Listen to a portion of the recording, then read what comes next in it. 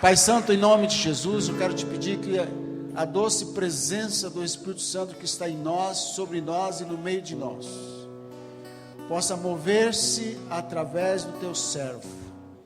Senhor, que o Espírito Santo flua através dele, a palavra flua através dele, que a sua pessoa como homem, como ser humano, esteja escondido lá atrás da cruz de Cristo, e somente a tua glória apareça. Nós recebemos o pastor Silas nesta manhã, como homem de Deus, como um enviado do Senhor, como um anjo mesmo, enviado a nós, como mensageiro da tua palavra. A ti a glória, a honra e o louvor, nós oramos em o nome do Senhor Jesus. Amém?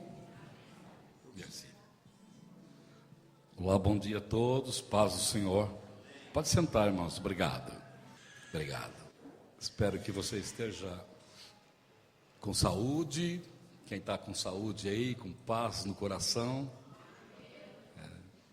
Ser crente é uma bênção. Quem já descobriu que é bom ser crente? É bom ter fé, né?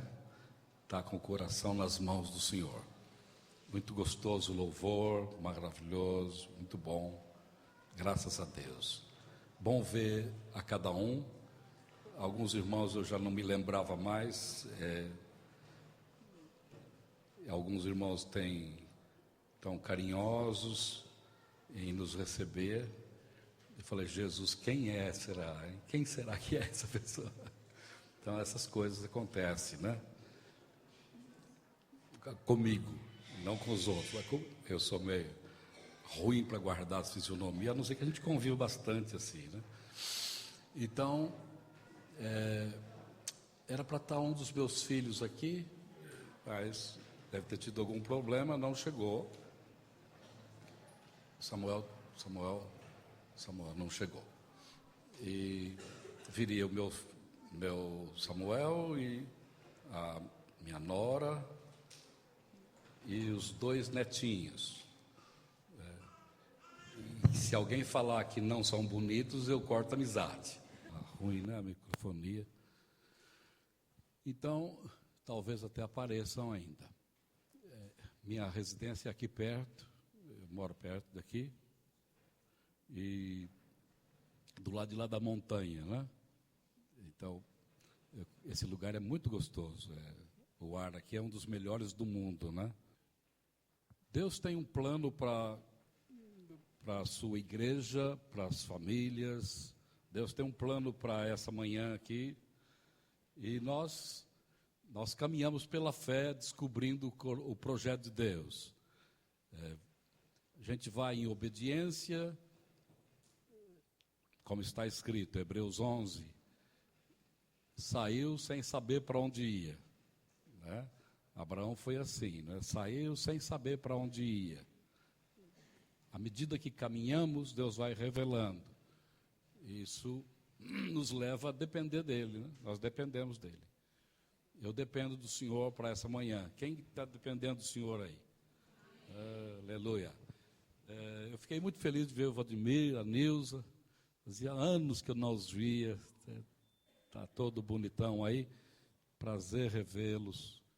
Bom ver essa gente tão boa, né? Eu fico pensando que doce Espírito Santo, o Espírito Santo que está aqui nos ajudando. Vocês acreditam nisso? O Espírito Santo é uma promessa gloriosa de Jesus Cristo, do Pai, Ezequiel 36, Joel 2, Atos 2, João 14, João 16. O Espírito Santo é uma promessa gloriosa que se derramou sobre a igreja. Essa pessoa bendita do Espírito Santo está conosco aqui hoje. E é Ele que pode tornar essa manhã espetacular. Esses momentos preciosíssimos. Ele tem em si, a sua própria natureza, Ele consola a gente, porque o mundo é um mundo de aflições. Jesus disse, no mundo vocês vão ter aflições, e as aflições são parte da vida, né? tem jeito de evitar isso não. Mas o Espírito Santo é consolador. É fantástico como o Espírito Santo nos consola. Ele nos encoraja. Os desafios estão diante da gente todos os dias. Há desafios. Desafios com a família, desafios com relacionamento marido e mulher, desafios na educação, desafios.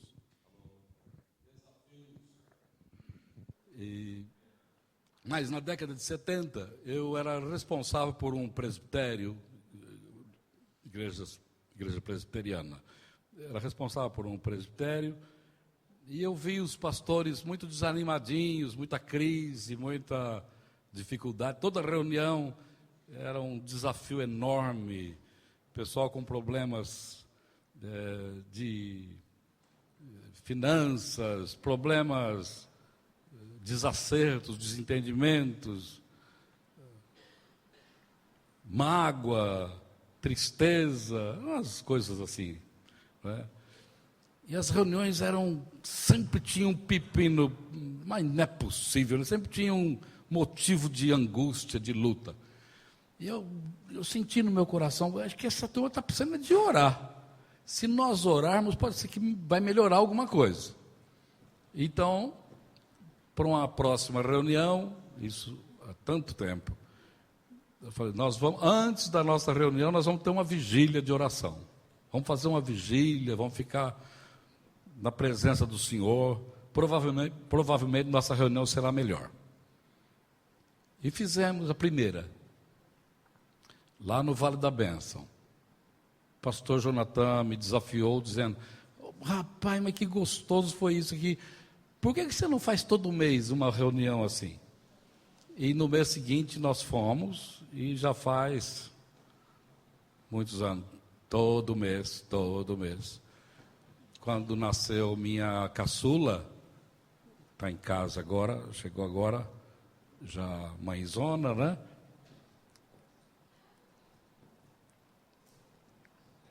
Quando nasceu a Sara, nós começamos. Então, estamos até hoje. Deus é bom, sua misericórdia dura para sempre. Então, a gente pretende continuar fazendo essas reuniões até quando Deus der força, né? Minha esposa diz, como é que você aguenta esse negócio de vigília, né? Como é que você aguenta isso? Eu já não aguento mais. Eu falei, mas eu não consigo parar, porque é bom demais. É bom demais. Meu Deus do céu, como é bom. É uma paixão por fazer. Não tem jeito de explicar isso. Ver o Espírito Santo mover-se, arrebentar as fortalezas, edificar as pessoas, é muito bom. Então é isso. E o ministério é um ministério, o ministério que Deus me deu é um ministério. Eu sou um pouco evangelista, profético, quem sabe, eu sou pastor, eu gosto de ser pastor. Eu sou pastor. Eu nunca quis ser pastor, nunca fui atrás disso. Mas eu estava na igreja, no lugar certo, na hora certa, e caiu na minha mão fazer o que tinha que fazer, não tinha outro para fazer. Quando eu vi, eu era ordenado pastor. Quando eu vi, eu fiquei sabendo que quando eu nasci, numa tapera de pau a pique, lá no fim do mundo, o vizinho mais próximo era o quilômetros, numa pobreza lascada, né? Meus pais disseram que eram bem pobrezinhos, bem, sim. Não tinha... o alimento nosso era uma cabrita que a avó deu. A cabrita que me sustentou, né? No leite de cabrita. A mãe não podia dar mamar para mim, porque tinha que dar para a mais velha, que era há pouco tempo mais velha que eu. Então, não era suficiente. Mas Deus me conservou com a saúde. Deve ser leite de cabrita muito bom, né? E eu fiz um check-up recentemente, e o médico falou assim, mas você está bom, vai longe ainda. Não muito. Estou bem, graças a Deus. Mas eu descobri, minha mãe me contou, minha mãe está com 94 anos, bem saudável, lúcida, não perde reunião, faz visita na igreja toda quarta-feira. Ela visita os crentes doentes, os crentes desanimados, Os irmãos vão buscá-la lá, né? Ela anda devagarzinho, tal, mas lúcida, orando, firme, e não perde reunião de jeito nenhum. E quer ir para a vigília. Que isso? De jeito nenhum. Aí não leva para a vigília, não. É um barato. Ela que faz a própria comida, não quer limpar a casa, lavar a roupa, é um barato. Ou seja, está bem, né? Está bem. E ela disse o seguinte: quando eu nasci, tinha um pastor lá que visitava a igreja uma vez por ano. Não tinha pastor na igreja, tinha presbíteros. Uma igreja grande, igreja presbiteriana. Presbiteriana tradicional, né? Tradicional, presbiteriana. Existe duas presbiterianas. A independente é de 1902 e a presbiteriana do Brasil, mais velha ainda, né? A mãe da presbiteriana independente. Nós éramos da presbiteriana do Brasil, né? Então, os irmãos, muito tradicionais, né? Bem tradicionais. Mas nós somos crentes. Até hoje a gente é crente. Então, é um barato, né? Os batistas me adotaram, né? E, o Rui também é presbiteriano. Então, o fato é que tinha um pastor que se chamava Silas, e eles gostavam muito do pastor. E quando eu nasci, ela disse: vai chamar Silas, vai ser pastor. Ela profetizou.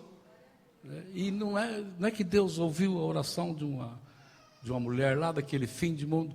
Deus ouve oração, não importa onde você esteja, se você mora em palácio, casebre, Deus ouve oração. E é verdade isso. E Deus me fez pastor. Um detalhe que esses dias eu fiquei sabendo, que a primeira igreja que eu pastoreei, a moçada tirava um sarro de mim, zoava comigo, e por causa do que estava acontecendo lá, não tinha culto que o Espírito Santo não falava para onde eu ia. O Espírito Santo está me falando que eu estou indo para tal lugar, e eles vinham brincando: para onde será que o nosso pastor vai hoje? Zoando, né? Estavam zoando comigo. Para que país nosso pastor vai hoje? Eu não sei onde aqueles moços estão, mas a minha história diz que Deus me levou para todo lugar onde Ele disse que faria. É verdade. Aonde aquela moçada que zoava comigo está, eu não sei. Espero que estejam bem. Espero que sejam crentes ainda. Mas o fato é que Deus me levou para todo lugar que Ele disse que levaria. Nada contra passear. Eu fui para ministrar a palavra. É interessante isso. É gostoso passear. Eu aproveito para passear também, né? Mas o Espírito Santo diz que faria e não tem conversa. Aleluia. E a provisão era Deus que ia dando. É interessante isso também. Muito interessante. Como Deus faz a provisão. Eu estava pregando na primeira igreja batista do Brasil, em Salvador, né? Pastor Dr. Ivan Pitzer. Ele disse para mim: pastor, Deus é bom, Ele vai prover tudo que você precisar. Um dia, na igreja de Salvador, um sujeito me procurou, chamava Ivan também, o mesmo nome do pastor, mas não era de lá. O sujeito fazia trabalhos na Bahia. Ele disse: para onde o senhor quiser ir, só me informa para onde eu mando a passagem. E foi assim por muitos anos. Muitos anos. Então é Deus que faz. Nem sei quem é filho de quem, onde que mora, não sei nada dele. Nada. Nem me preocupei. É verdade. Chama Ivan. Deus da provisão. Deus da provisão. Deus da provisão. Deus da provisão. Deus usa pessoas. É assim, fantástico. Quando você menos imagina, Deus levanta alguém. É fantástico. E assim está sendo. Até a semana passada foi assim também. Fantástico. Então, Deus quer cuidar da gente. Deus cuida da gente. Amém. Alguém está passando por aperto, dificuldade, a vida está difícil. Deus pode abrir portas. Deus abre portas, sabe? Deus cuida dos seus filhos. Um segredo da Bíblia é semear no reino de Deus. Eu não vou falar sobre semeadura, né? Mas semear no reino de Deus é um segredo impressionante. Em 1 Reis 17 tem uma historiazinha lá. Deus mandou o profeta para Sidom, né?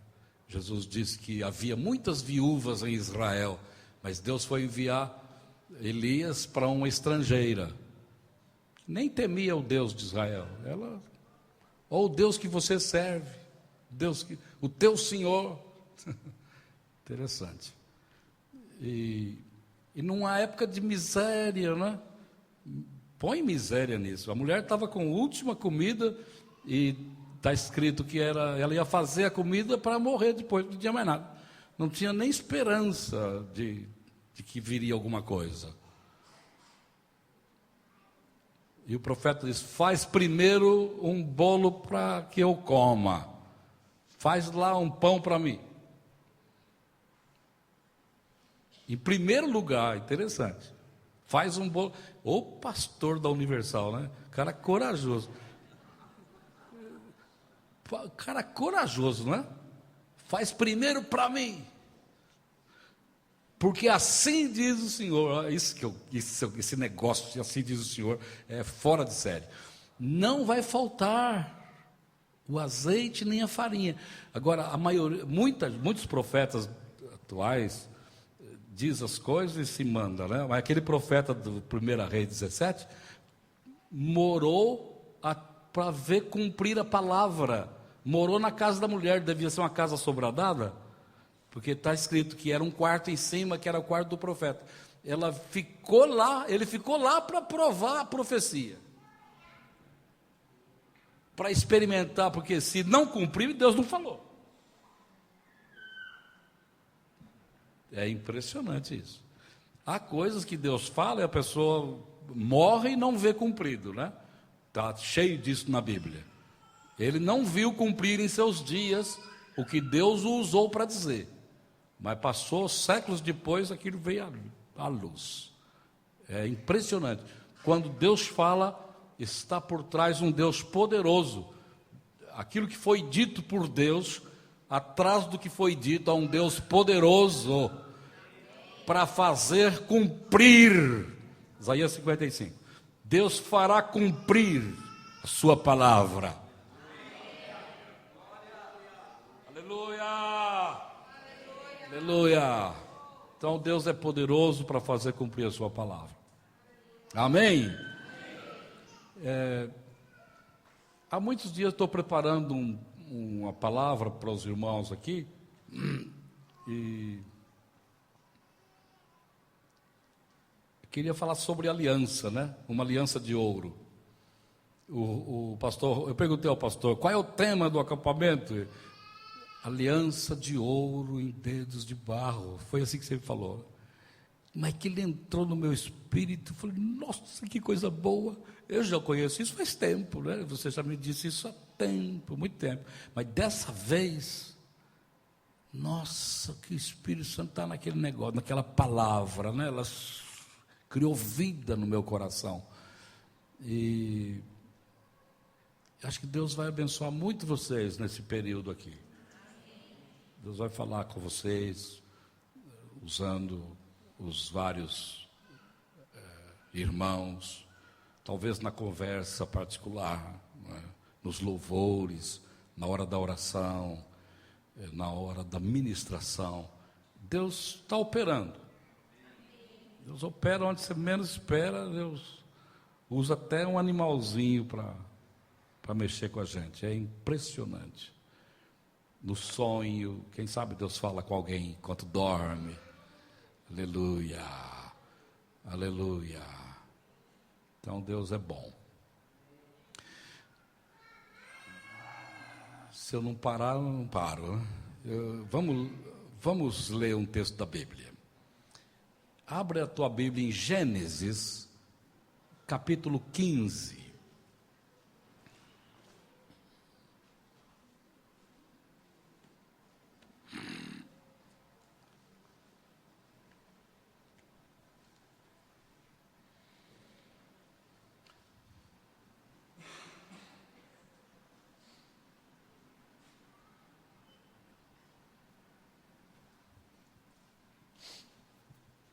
Mês passado, um advogado, jovenzinho ainda, advogado criminalista, chegou em mim e disse: pastor, perdi meu emprego, estou um pouco triste hoje. Eu ministro naquela igreja todo mês, uma vez por mês eu vou lá só. Já há 30 anos eu ministro lá, todo mês. E esse jovem me procurou e disse: pastor, me mandaram embora, estou um pouco triste. Perder emprego nessa época está difícil, né? Um momento difícil. E eu falei: confia em Deus, Deus deve ter um plano, né? Vamos confiar, tá bom? Ele falou assim: me disseram em casa a mesma coisa, pastor, e como eu estou crente agora, eu estou confiando nisso, que Deus vai prover, sim, Deus vai prover. Na verdade, eu trabalhava com a turma de bandido lá, o dono da empresa está mais para bandido do que para gente. Então foi uma benção eu ter saído mesmo. Nem sei onde que era, deve ser. No mês seguinte, esse mês passado agora, pastor, arrumei outro, estou trabalhando em outro lugar e estou ganhando um pouquinho mais do que eu ganhava. Ou seja, Deus abrindo portas na época de crise, né? Deus pode, Deus pode. Há um outro jovem que estou acompanhando, está mais para ateu do que para crente, muito intelectualizado, mas está me acompanhando, e ele me disse outro dia uma coisa: eu gosto tanto de te escutar. Vai ter culto quinta-feira? Ele vai na reunião da quinta, toda quinta. E Deus abriu uma porta para ele. Num outro país, vou perder a companhia dele, né? Mas há uma porta, o que isso? Está mais para a porteira do que para a porta, né? Deus pode. Deus pode. Eu quero abençoar vocês com provisão.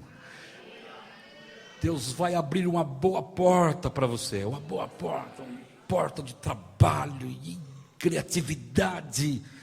Deus vai abrir as portas. Em nome de Jesus. Não tem essa de que a coisa está feia por aí. Nós podemos ser abençoados no meio da crise. Deus pode, em nome de Jesus. Ah, pastor, esse é utópico. Para incrédulo mas para crente não. Para crente é tudo possível que crê. Tudo é possível que crê. Aleluia.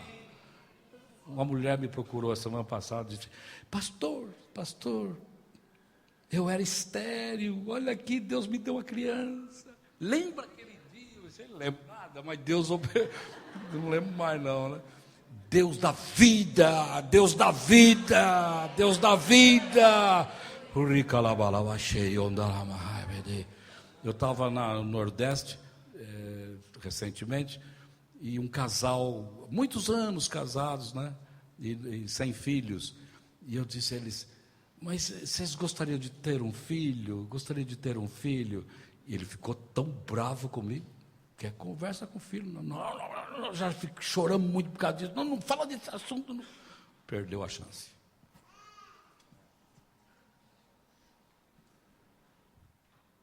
Tem gente que está tão machucado que fica hostil à unção de Deus. Fica hostil à provisão de Deus. Fica hostil às possibilidades de Deus. Deus não tem problema. O que é impossível aos homens, para Deus é possível. Amém? Deus possa ajudá-lo nas suas impossibilidades. Amém. Eu disse Gênesis 15. Eu vou, me permitam ler o capítulo todo. É pequenino.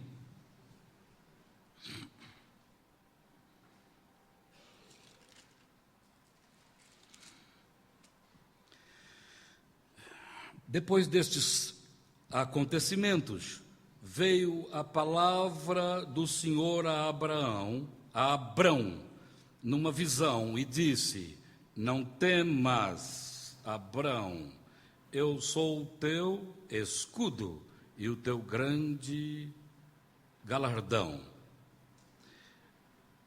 Respondeu Abrão, não, apaga essa luz não. Eu estava me salvando aqui, tinha uma luz aí me salvando. Ah, bom. Respondeu Abrão, Senhor Deus, que me haverás de dar? Se continuo sem filhos e o herdeiro da minha casa é o Damasceno Eliezer. Disse mais Abrão, a mim não me concedestes descendência, e um servo nascido na minha casa será o meu herdeiro. A isto respondeu logo o Senhor, dizendo, não será esse o teu herdeiro, mas aquele que será gerado de ti será o teu herdeiro. Então, conduziu-o até fora e disse, olha para o céu e conta as estrelas, se é que podes. Ele disse, será assim a tua posteridade. Ele creu no Senhor, e isso lhe foi imputado para a justiça. Disse-lhe mais, eu sou o Senhor que te tirei de Ur dos caldeus, para dar-te por herança essa terra. Perguntou-lhe Abrão, Senhor Deus, como saberei que hei de possuí-la?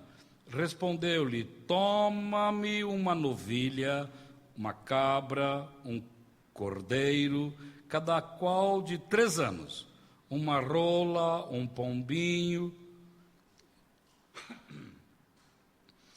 Ele, tomando todos estes animais, partiu-os pelo meio e lhes pôs em ordem as metades, uma defronte das outras, e não partiu as aves. Aves de rapina desciam sobre os cadáveres, porém Abraão as enxotava. Ao pôr do sol, caiu profundo sono sobre Abraão, e grande pavor e cerradas trevas o acometeram. Então lhe foi dito, sabe com certeza que a tua posteridade será peregrina. Repete comigo essa palavra, saiba com certeza, que o que Deus diz, será. Aproveite e diga aleluia. Nossa, eu tive que parar aqui um pouco. Sabe com certeza que tua posteridade será peregrina em terra alheia, e será reduzida à escravidão, e será afligida por 400 anos. Mas também eu julgarei a gente a que tem de sujeitar-se. Depois sairão com grandes riquezas, e tu irás para os teus pais em paz. Será sepultado em ditosa velhice. Na 4ª geração, tornarão para aqui, porque não se encheu ainda a medida da iniquidade dos amorreus. E sucedeu que, posto o sol, houve densas trevas, e eis que um fogareiro fumegante e uma tocha de fogo que passou entre aqueles pedaços. Naquele mesmo dia, fez o Senhor aliança com Abraão, dizendo, a tua descendência dei esta terra, desde o rio do Egito até o grande rio Eufrates, o Queneu, o Quenezeu, Cadmoreu, meu Deus do céu, o Eteu, o Ferezeu, os Refaíns, o Amorreu, o Cananeu, o Gigazeu, o Jebuseu. Amém. Ok, a gente leu uma história, a gente leu um episódio. Me permita falar alguma coisa assim, rapidamente. Com quem Deus está falando? Abrão. Quem é esse cara? Então, 1921, Dr. Charles, desce no porto do Golfo Pérsico, toma um trem e é levado deserto adentro, rumo a Bagdá, atual Iraque, rumo a Bagdá, 1921. Pensou que faria um trabalho arqueológico de 6 meses e durou 6 anos. Mas veio à luz, comprovadamente pela ciência, Ur dos Caldeus. Ur dos Caldeus, então, é o lugar onde está escrito aí que nós lemos: de Ur dos Caldeus te tirei, Deus falando. Então Deus chamou esse camarada em Ur dos Caldeus. O pai dele mudou-se para Harã, não é? E de lá a coisa foi mais forte, Deus arranca-o de sua família, diz: deixa os teus parentes, vai para o lugar que eu te mostrarei, né? Eu tenho um projeto para você. E nós sabemos que o Ló foi junto, né? Ambos eram pessoas bem de vida já. O Abraão está com 75 anos nessa ocasião. Ou seja, toda a vida dele, ele viveu lá em Ur dos Caldeus, na Mesopotâmia. Ali, nessa região, é uma região desenvolvida. A escavação diz que tinha saneamento básico, casas assobradadas, biblioteca, escola, muita literatura cuneiforme foi achada nas esquinas, tinha templo, tinha rituais, tinha uma sociedade desenvolvida. Eles tinham conhecimento de leis que ainda são usadas. O monolito que exposto no Louvre, em Paris, enorme, com leis, 100 e tantas leis, leis sobre família, leis sobre negócios, leis sobre casamento, leis sobre... porção de coisas que nós ainda usamos, estava lá já. Não era um povo sem eira nem beira, gente perdida, que não saiba ler nem escrever, que não tem conhecimento nenhum. Abraão era um cara sabido, desenvolvido numa sociedade com cultura relativamente avançada. Amém? Então, Deus o tira de um Alphaville e manda ele para o mato. Sai daí dessa síndrome de condomínio, né? Porque tem isso, né? A gente mora em apartamento, dá o que fazer para morar numa casa térrea. É estranho isso, como vai... Você fica com medo de sair para uma casa térrea. Você mora num condomínio, fica na dificuldade de morar numa casa no meio do mato. Então é interessante isso. Eu moro nas duas situações. Eu moro num apartamento e moro numa casa abandonada. Moro numa casa abandonada no meio do mato aqui. Tudo bem, durmo gostoso, aleluia. Mas quando eu vim para cá, eu falei: nossa, será que não vai entrar gente aqui? Já entrou muito, mas Deus me guarda aí, aleluia.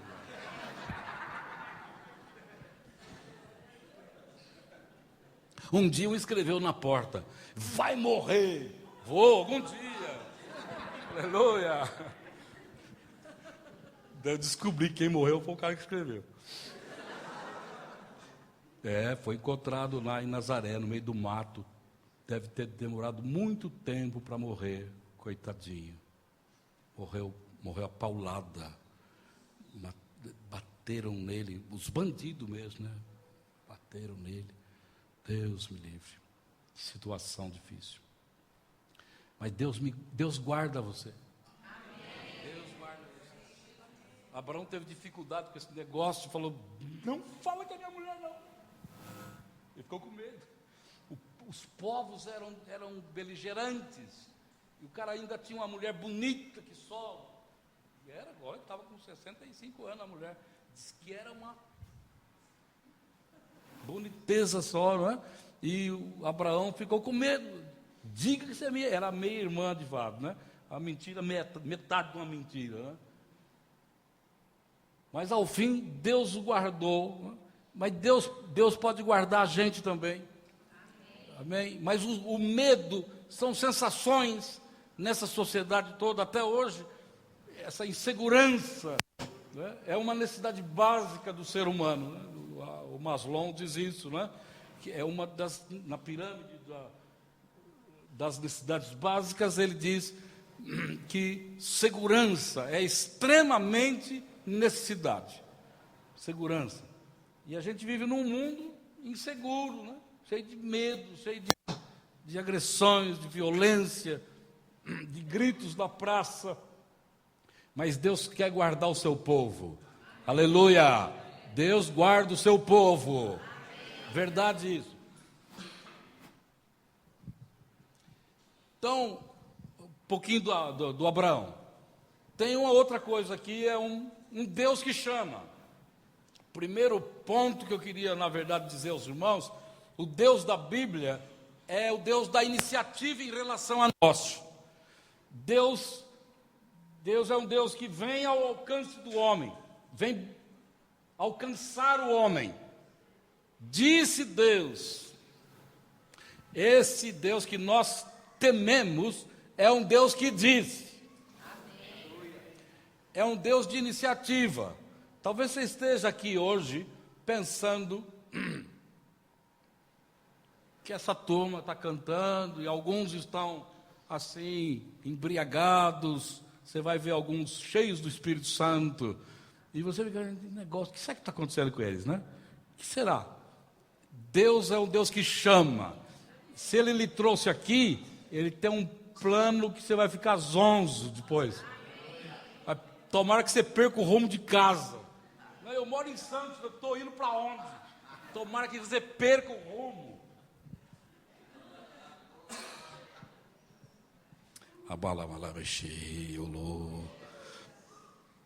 Deus é um Deus de iniciativa.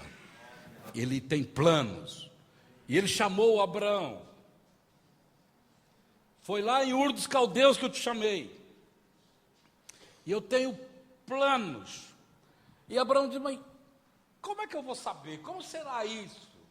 Eu tenho um cara que administra meus bens, o Damasceno, o cara era lá de Damasco. Era um árabe. Tem um... Antes, né? Mas de lá. Antes do Ismael. Mas era um cara de Damasco. O Eliezer é o cara que cuida das coisas. E quando eu passar para melhor, vai ficar com ele. É o cara que cuida, é de confiança, é gente de casa, cuida de tudo aqui. Vai ficar para ele, eu não tenho filhos. E Deus então faz-lhe uma promessa. Agora faz promessa para um camarada que já é velhinho. É um tema bem conhecido da igreja, né? Prega-se muito sobre isso. Nós lemos continuamente as Escrituras. Creio que não há quem ignore isso aqui. O fato é que o cara já é velho, já está casado há muitos anos, sua esposa é estéril, ou seja, ambos são já de terceira idade, né? Ele está para a quarta, não é? A esposa na terceira. Enfim, não é mais hora de beber, não é à toa que a Sara riu quando Deus disse, vai, o ano que vem você está balançando neném. Estava escondido, e Deus, por que você está rindo aí? Eu não ri não, rio sim, eu sei. Porque é natural a reação. Natural, não é normal que pessoas de 60 anos fiquem balançando neném, a não ser que seja neto. E graças a Deus, daqui a pouco os pais vão embora e levam. Porque não aguenta, não é próprio. Não é natural, não é natural. Quando você está vigoroso, saudável, eu não sei como que eu vejo minha nora cuidando de um e desesperada que não dá conta. Seria bom que ela estivesse aqui, eu falar a mesma coisa, mas não dá conta, né? Mas eles são jovens. Eu lembro que a Vera cuidava dos 4, a Keila com 10, Samuel 7, Júnior 5, Sara menos, né? 7, 4, 3 e 0. Essa foi a escalinha. Todos os 4 precisando de atendimento, de mãe. E ela tinha que se virar, porque eu não estava em casa. Eu tinha que trabalhar e tinha que dormir. Bem ajuda, se vira. Eu estava desmaiado. Não tinha a menor estrutura, eu tinha que levantar às 7 da manhã. Se eu não trabalho, eu não sustento as crianças. Se vira. Não tinha jeito. Não tinha jeito, a não ser que eu perdesse o emprego. É a lógica das coisas. Amém? Não me queiram mal. Mas cresceram tudo barrigudinho, cheio de saúde. Hoje que eu vejo a nora cuidando, eu falei, Deus me livre, como minha mulher sofreu, coitadinha, meu Deus, eu nunca fiz mamadeira, nunca lhe troquei fralda, não tinha tempo para isso. Meu negócio era, meu Deus, tem que sustentar a molecada em casa. Glória, vamos para a luta, não pode perder esse trabalho, tem que ir luta. E era isso. Não é fácil. Imagina a Sara, vou balançar neném, com 60, 70 anos. Sabe? É a lógica, né? Mas Deus disse, vocês vão encher a casa de vocês de alegria. Vem um bebê aí, aleluia. Isso é festa. Eu sou de 4 pelos netos. Isso faz gato sapato, vô. É cavalinho, é qualquer coisa. Vou, cavalinho, e pula na barriga, acho que o vô aguenta. Eu tenho que fazer exercício para ficar com a estrutura, para aguentar o bicho pular em cima. E vibram, e puxa o cabelo, e beija, e... Aleluia! Não tem coisa melhor do que neto. Eu sei que tem gente que é mais fria. Eu tinha uns avós que... Oi, vó! Oi, vó! Oi. Minha esposa não podia entrar na casa da avó. É da portão para fora. Não tinha conversa. Cumprimentava os filhos e não queria saber dos netos. Nenhum. Sem exceção. Então, criado nessa hostilidade, nós viramos o jogo. Nós enchemos de açúcar a nossa casa. Aleluia! E mel. Meu Europa, mel já está aí. A gente encheu de açúcar a nossa casa. Doce é o amor. Amor faz bem. Amor. Vamos grudar um no outro. Aproveite os seus netos. Abençoe os teus filhos. Encha de amor a tua casa. Deus é amor. Foi Deus que fez isso. Aleluia. Hostilidade, agressão, rispidez, está mais para o capeta. Fora, capeta, em nome de Jesus. Enche de amor a tua vida. Amém. Aproveita. Aleluia. Amém, aleluia. Glória ao Mahamashê. Aleluia. Nossa, Deus andou sarando gente aqui. Aleluia. Aleluia. Bom, vamos lá. Então, o nosso Abrão está lá acostumado com toda a provisão de Ur, todo o chiquê do condomínio, a proteção, desenvolvimento bélico. Com certeza ele teve um exército. Com certeza ele tinha sido um soldado também. Com certeza ele participou da sociedade da sua época. Ele aculturou-se ali. E ele tem temor no coração. Ele não gosta das coisas que acontecem ali, da idolatria, da feitiçaria. E o seu coração, e Deus resolve amá-lo e chamá-lo. Deus quer chamar a gente aqui hoje. Deus chama a gente do nosso anonimato. Deus chama a gente e chama-nos para o seu projeto. Fique ligado hoje, fique ligado nesse acampamento, porque a voz de Deus ecoará, a voz de Deus ecoará. Aleluia, aleluia, aleluia. Olha, Agora Deus leva o cara para uma vida nômade, e ele está no deserto, e esse lugar onde ele está, eu tive o privilégio de conhecer, nos carvalhais de Manre. Ele gostava daquela região ali. Ali Deus se manifestou a ele. Para onde ele ia, ele fazia altares para fazer culto. Ele amava fazer culto a Deus. Ele adorava a Deus. Oh, Deus, que me tirou lá daquela cidade. Deus! E adorava a Deus. Crente faz isso. Crente tem prazer em fazer culto. Amém? Mesmo não entendendo muitas coisas, ele faz culto, ele tem interesse em buscar a Deus. É assim que funciona. Os incrédulos falam, mas de novo para a igreja? É, de novo. Se tivesse culto hoje eu ia também. Porque crente é assim. Nós amamos e vamos para ele. Vamos largar tudo aqui, vamos para o céu ainda por cima. Aleluia! E é bom ser crente também, senão você fica. E não dá para agarrar no pé da mulher, não. Você tem que ter sua vida com Deus. Então, esse negócio... Então, está lá o Abraão com a sua esposa. Eles tinham problemas. Os problemas eram medo, insegurança na sociedade. Não tinha filho, tinha problema de esterilidade. Meu servo Damasceno é que vai ser o herdeiro. É um problema. Deus pode resolver os problemas. Que problema você veio aqui hoje? Que tipo de crise, que tipo de dificuldade? Deus pode. Como eu posso fazer? Faz aliança com Deus. Abre o teu coração para receber a aliança que Deus já fez por você.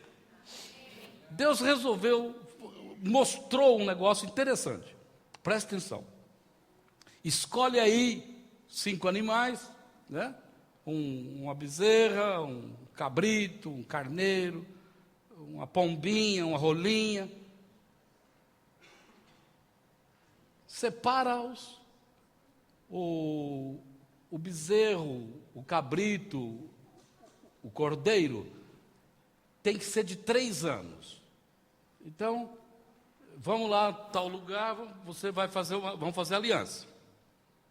Vamos fazer aliança. Abraão sacrificou os animais, senão não estaria escrito os cadáveres.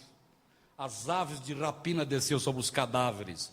Então ele sacrificou os animais, partiu-os ao meio, menos as aves, pôs uma de frente para a outra, e na aliança, tanto uma parte como a outra, ou seja, o Abraão e Deus, teria que caminhar por entre as partes cortadas. Eles caminhariam por entre as partes. A ideia é que se alguém romper a aliança, vai ser feito com o cara que rompeu a mesma coisa que foi feito com os animais. Porque a raiz da palavra aliança é cortar. Então o fato é que se alguém rompesse a aliança, seja feito com quem rompeu o mesmo que foi feito com os animais. Ou seja, o cara será morto, será cortado. Essa era a ideia da aliança. Só que antes que acontecesse de Deus vir para a cerimônia que ele marcou, foi Deus que marcou. Foi Deus que estabeleceu como seria feito. Foi Deus que desenvolveu o projeto. Foi Deus que executou o projeto. Foi Deus que fez. Como? Se os irmãos prestaram atenção na leitura que eu fiz, o Abraão, primeiro, aves de rapina tentavam descer sobre os animais mortos para comê-los. E também há um detalhe ali que houve um horror, houve uma escuridão tenebrosa, ou seja, dava uma sensação de medo. Isso tudo tem um sentido. Animais de 3 anos, ou seja, 3 anos com vida e morte. 3 anos com vida e morte. Isso nos lembra Jesus cheio do Espírito Santo, 3 anos com vida operante, ministério operante e sacrifício da cruz. Então, a aliança de Gênesis 15 é figura, como diz a Bíblia, as coisas passadas são figuras, é figura do ministério de Jesus e morte de cruz. O horror, o quadro tenebroso, a escuridão, o ambiente de densas trevas, é por causa da manifestação de guerra do inferno contra o reino dos céus no Calvário. Colossenses 2, 14, 15. Jesus Cristo na cruz cravou o escrito de dívida que era contra nós e despojou principados e potestades, publicamente os expôs ao desprezo e triunfou na cruz. Do ponto de vista humano, parece até que não tem muito a ver esse negócio de triunfo, não é? Não parece triunfo, não parece. Um caseiro meu, há muitos anos atrás, falou: pastor, eu tive um sonho com o senhor. Eu falei: o senhor estava me explicando Mateus 27. Daria para o senhor me explicar? O senhor tem tempo? Eu falei: com o maior prazer. Entra aqui na minha casa. Entrei na casa dele. Ele sentou numa banquetinha. Nós lemos Mateus 27. E ele disse para mim: até aí estava tudo normal. Jesus Cristo foi derrotado na cruz, né? É a interpretação aparentemente, humanamente imediata. Eu falei: não. Abri Colossenses e disse que aconteceu naquilo que não se vê. O que não se vê, olha o que aconteceu. O que se vê é que o comandante da guarda romana diz verdadeiramente: esse é filho de Deus. Porque estes sinais, Mateus 27, estes sinais são muito fortes. O comportamento dele quando morre, a terra tremendo, as rochas explodindo, o véu do templo se rasgando, são coisas visíveis, fisicamente visíveis. Uma coisa forte está acontecendo aqui, mas não passa disso. Mateus narra apenas isso. O véu do templo se rasgou de cima a baixo, a terra tremeu, o céu não deu a sua luz. Tudo bem, está acontecendo isso, mas Paulo penetra o mundo espiritual, diz que ali está havendo um confronto. O direito de posse, isso significa a palavra despojar, o direito de posse que Satanás tinha sobre os homens é removido, os homens são libertos.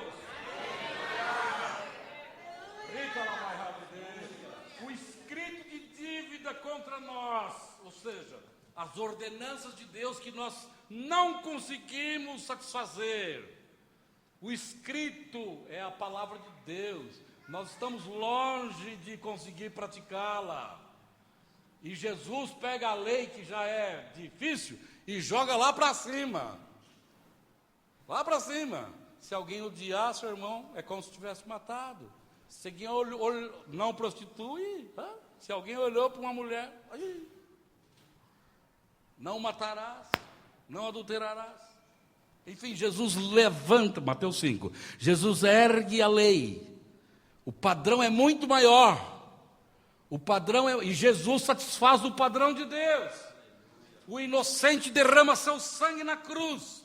E quando a inocência do sangue, o juízo cai sobre o inocente, chega o sangue diante de Deus, a culpa dos homens é removida e Satanás é vencido.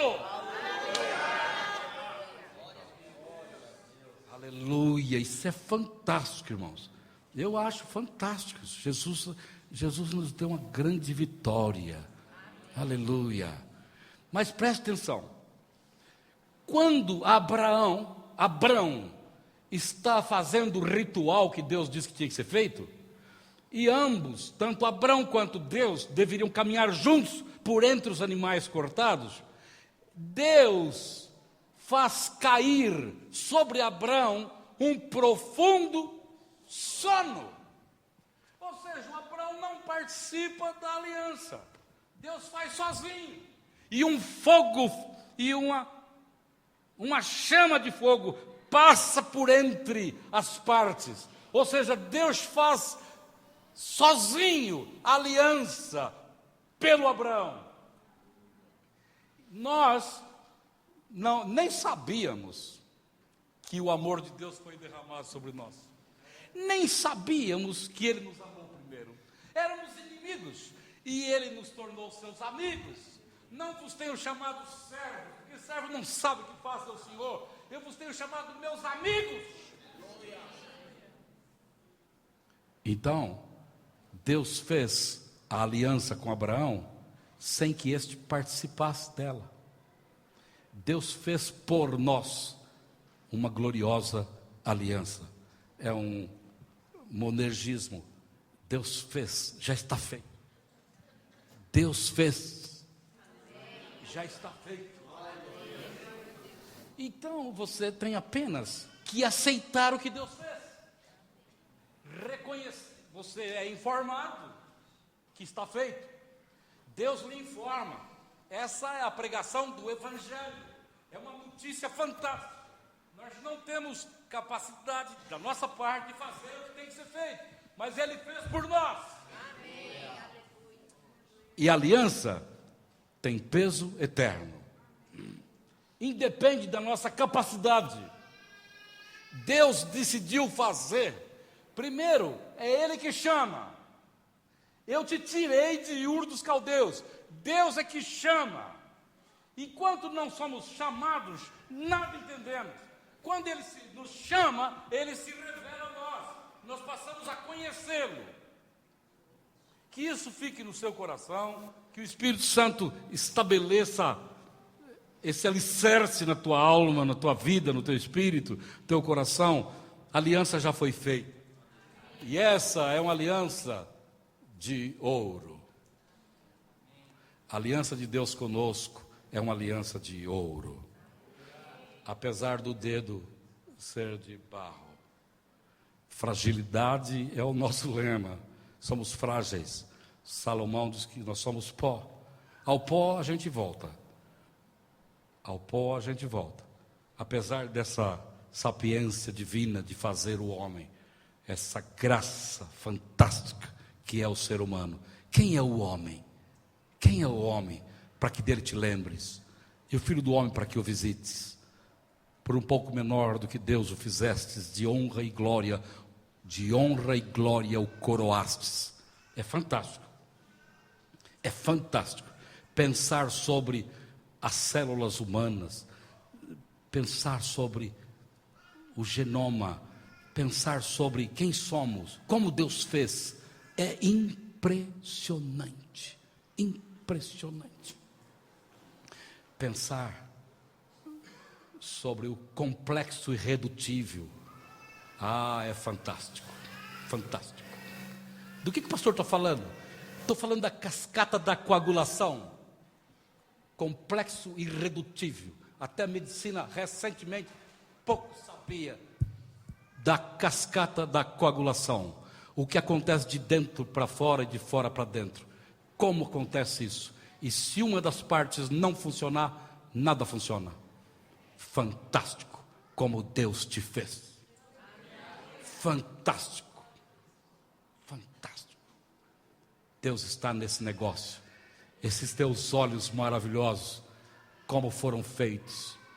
Fantástico. Fantástico. No entanto, somos feitos do pó da terra. E o Eterno veio até nós. E em graça aliançou-se conosco. Ofereceu a nós o que Ele já fez na cruz. Já está feito. Nós nem sabíamos. Ele fez sozinho. A obra está completa. Isaías 53. Ele viu o penoso trabalho da sua alma e ficou satisfeito. Ou seja, Deus considerou que a obra da cruz é uma obra absolutamente perfeita. E quem considerou isso foi Deus. A obra da cruz é perfeita. Aleluia! Apesar das nossas idas e vindas, nossas oscilações, nossos temores.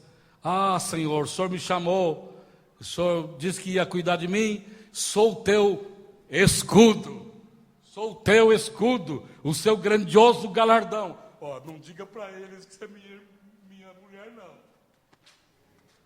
Medos, insegurança pelo caminho. Talvez alguém aqui se sinta inseguro, crente, já é cheio do Espírito Santo, mas está inseguro. Ameaças, o inferno ameaça a gente. Ameaçou Elias. Amanhã tu morre. Amanhã eu farei com você o que você fez com os meus profetas. Amanhã você morre. E ele ficou com medo, desejou morrer, abandonou o ministério, disse: fica aí, eu estou indo, quero ir sozinho.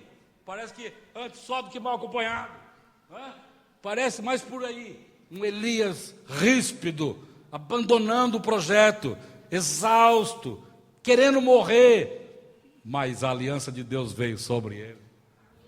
Deus está cuidando dele. Enquanto ele dorme pensando em morte, Deus manda um anjo providenciando pão.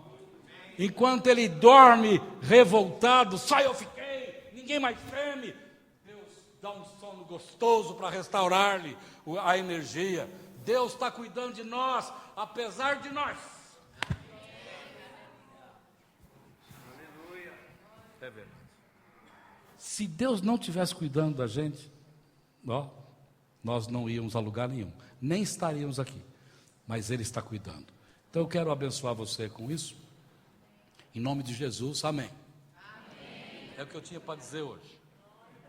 Aleluia. Eu quero agora ver se o Espírito Santo quer me usar para abençoar vocês na unção do Espírito Santo.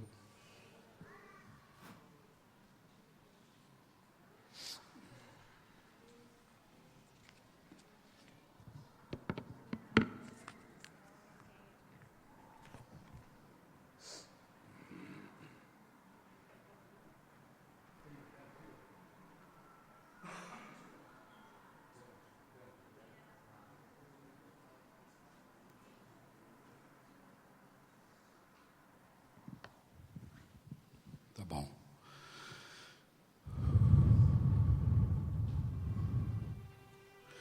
João 7,38. Do seu ventre fluirão rios d'água viva. Rios d'água viva. Rios d'água viva. Deus chama o homem. Em Ur tem idolatria, tem feitiçaria, tem inimizade contra Deus, tem segurança humana. Deus chama para cair os muros de segurança humana e Deus vai dar a segurança dele. Não importa por onde você caminhar. Essa confiança e dependência requer alguma coisa. Essa é a parte humana. Pegue os animais, corta-os, prepara a aliança. A parte humana. Abraão tinha que atender. Abraão tinha que fazer. Deus não faria isso. Escolha animais de 3 anos. Deus não faria. Mas deu ao homem capacidade de discernir se está com 3 anos ou não. Se é ovelha, se é ovino, ou é bovino, ou é caprino. Você tem discernimento, você tem inteligência para saber isso. Parte-os ao meio. Ele sabe como executar a morte do animal. Ele sabe como pô-los frente um ao outro, metade de cada metade, frente uma à outra. Ele conhece sobre o ritual. Ele sabe que as aves de rapina não podem comer o que ele está planejando. Satanás é assim, ele tentará destruir sua iniciativa de atender o chamado de Deus. Havia horror, é horror mesmo. Inclusive no Getsemane, é tempo de horror. Jesus quem disse: essa é a vossa hora e o poder das trevas. Essa é a vossa hora e o poder. Então exatamente o que Abraão experimenta: uma nuvem uma escuridão intensa e um medo, uma sensação de angústia, um momento difícil, aves de rapina, enxótias da sua vida. Talvez Satanás esteja lhe bombardeando a mente, até dentro da igreja, ao ouvir a mensagem. Quantos são levados a engendrar raciocínios esquisitos, malignos e totalmente fora do contexto em que ele está? É guerra do inferno. Você precisa enxotar as aves de rapina. É a parte humana. Rejeitar os ataques, rejeitar o que não convém. Um sábio disse: um pássaro pode até assentar-se sobre a sua cabeça, mas deixá-lo fazer ninho é inconcebível, não é correto. Deixar fazer ninho é permitir que aquele pensamento do inferno ocupe tua vida de dia e de noite, a ponto de fazer o que fizeram com a apresentadora de televisão esses dias, né? O cara obcecado, morreu, está no cemitério. Que pena, que prejuízo. Permitiu que as aves de rapina descessem sobre a sua vida e comessem o que era do céu. Não deixa Satanás roubar de você o que Deus quer fazer hoje. Mas aqueles que estão sentindo-se chamados, porque isso é uma coisa no coração, Deus fala e você entende como os outros não podem compreender o que está acontecendo com você. Por que Deus está me chamando? Por que nesta manhã Deus está renovando o seu chamado? Renovando. Como Deus pode fazer isso? Deus faz o que quer. Deus renova chamado. Deus chama quem está perdido. Deus chama quem se acha seguro. Deus chama quem está bem estruturado. E joga a gente numa coisa que parece. Joga a gente numa coisa que parece sem a menor estrutura, sem a menor segurança, sem a menor provisão. Parece, mas não. É muito mais forte o que não se vê do que aquilo que se vê. 2 Coríntios 4, é muito mais real o que não se vê do que aquilo que se apalpa. Aleluia. O mundo espiritual. Aleluia. Então estes que Deus está tocando seus corações, está chamando para jogar a sua vida nas mãos dEle, para experimentar a segurança que só Ele tem para dar, descansar na provisão dEle, aleluia, na provisão dEle. Fique atento aí, eu quero que você venha à frente aqui, eu quero orar por você.